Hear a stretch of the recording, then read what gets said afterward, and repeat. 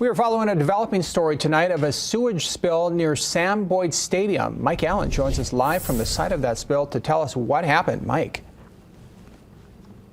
Yeah, Joe, it happened just out of frame to my left here. The station spilled almost 900,000 gallons of sewage on Thursday, and about 10% of that went right there into the wash behind me, which actually flows right into Lake Mead.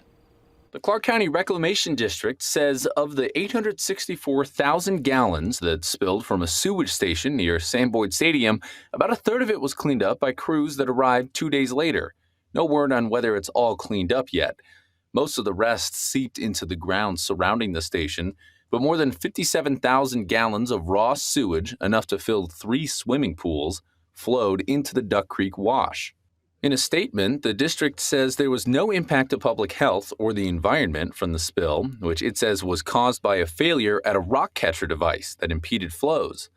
This is the second time in about 3 years that a spill of this magnitude has happened at this location.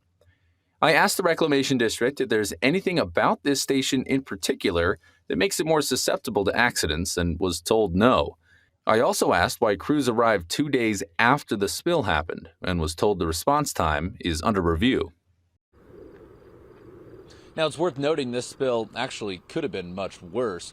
4 million gallons of sewage go through this plant every single day. It has the capacity for up to 15 million. Reporting live tonight, Mike Allen, Fox 5 News, local Las Vegas.